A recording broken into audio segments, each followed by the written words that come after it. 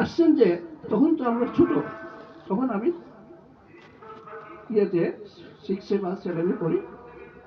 উনি যখন মসজিদে যে নামাজ পড়তেন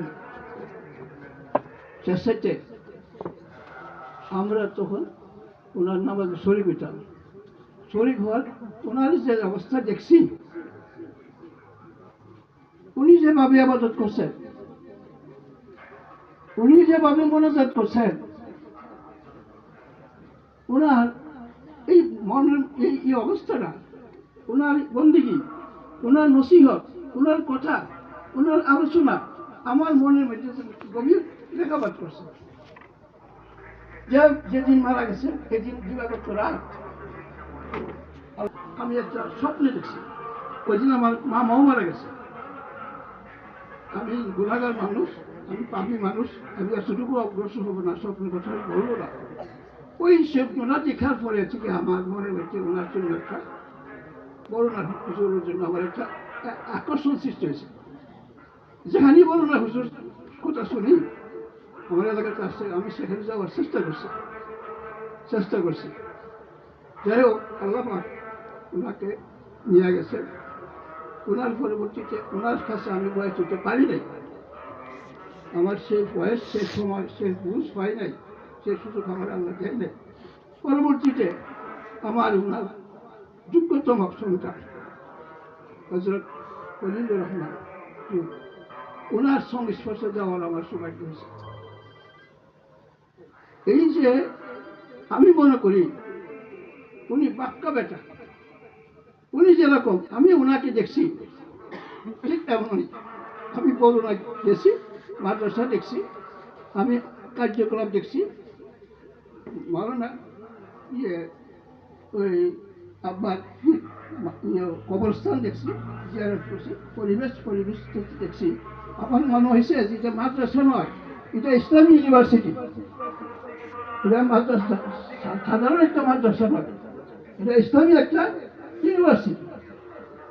এখানে অনেক কিছু আছে, শুধু খালি শিক্ষা নয়, মানব দিক নির্দেশনা এখানে আছে, আছে। আমার মনে হয় যে এটা রেফারেন্স করছে, আমি ওনার কাছে বয়ে দিয়েছি। শুধু আমি নয়, আমার ভাইয়ের, আমার আমার পরিবার পরিজন সবাই জন্য আমি ওনার আমি বয়ে দিয়েছি। কেন? আমি জানি কোনো মানুষকে ব্যস্ত নিতে পারে না। কোনো ওয়াজে কোনো সময় কারো কাছে শুনে চিন্তার কোনো কারণ নাই। পিসাব আছেন, পিসাব একটু যা করবার করবেন, তুমি কাজে পিসাবের কথা শুনো। হুজুর পাক সাল্লাল্লাহু আলাইহি ওয়াসাল্লাম ছিলেন কি? হুজুর পাক সাল্লাল্লাহু আলাইহি ওয়াসাল্লাম ছিলেন মানব জাতির পথ প্রদর্শক, উপদেষ্টা, নির্দেশদাতা। সৎ কাজের আদেশ করছেন, অসৎ কাজের নির্দেশ করছেন। আল্লাহকে এক আল্লাহকে পথ দেখাইছেন, উপদেশ দিচ্ছেন, এবং এটাই রেখাপাত করছেন। উনি যার সাথে কথা বলছেন, ওনার সংস্পর্শে যারা আসছেন, কঠোর শাসন, যারা কঠোর বিরোধিতা করছে, যারা তাকে হত্যা করার জন্য চেষ্টা করছে, যে লোক ওনার সংস্পর্শে আসার পরে নিয়ে গেছে, বলে গেছেন, মানুষ হয়ে গেছেন, মানুষ হয়ে গেছে। কেন? ওনার সহপতি আসার কারণে। এই যে মুস্তাহিন হুজুর বয়ান করলেন যে হানজালা রাদিয়াল্লাহু আনহু বলছে যে আমি মুনাফিক হয়ে গেছি। হ্যাঁ, তো কেন?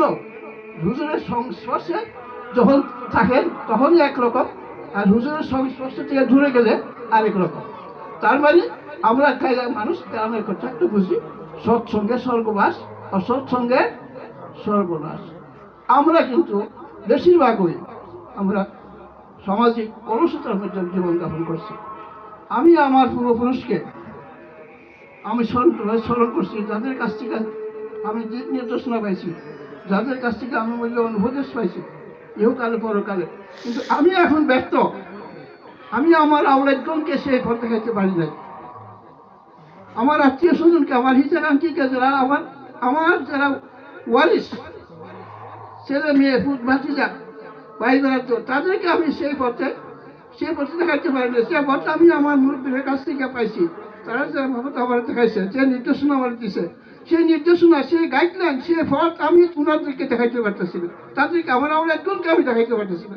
এরা আমার কথা শুনে না, এরা আমার কথা বুঝে না। তার মানে আমার দুর্বলতা, এদের দুর্বলতা না।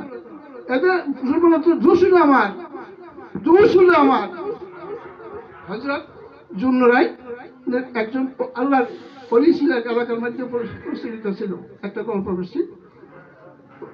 এক সময় এই এলাকার মধ্যে বৃষ্টি হয় না, খরা দেখা গেছে, অনেক ক্ষতির সম্মুখীন হয়েছে, মানুষ সহ্য করতে না পেয়ে এই এলাকার দরবেশ জুন্নুরাইনের কাছে গেছে।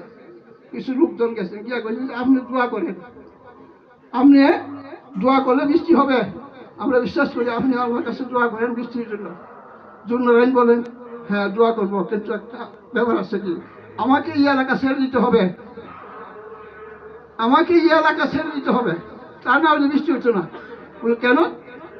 বৃষ্টি কারণ আমার মতন পাপি কেউ নাই এই বস্তির মধ্যে, এই এলাকার মধ্যে আমি এলাম সবচেয়ে পাপি, আমার কারণে বৃষ্টি হইতেছে না।